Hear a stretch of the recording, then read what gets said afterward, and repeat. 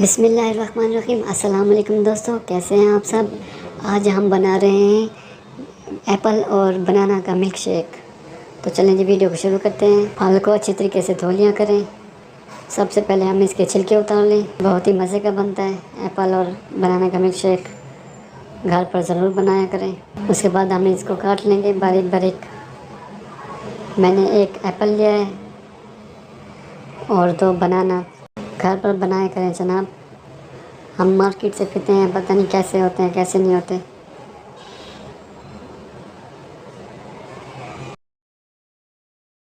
چلیں جی اب ہم اس کو جوسر میں ڈال لیں، باریک کٹے ہوئے۔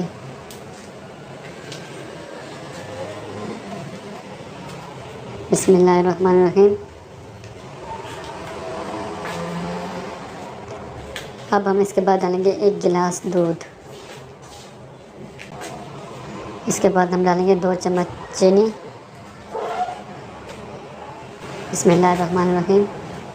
اب ہم اس میں ڈالیں گے آدھا گلاس برف۔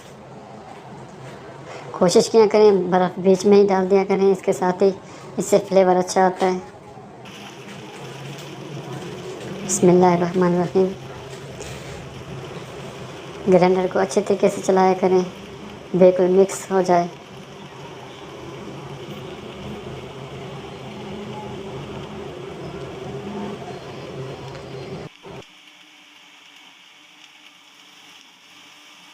بسم اللہ الرحمن الرحیم۔ دیکھیں جی ماشاءاللہ ملک شیک ہمارا تیار ہو گیا ہے۔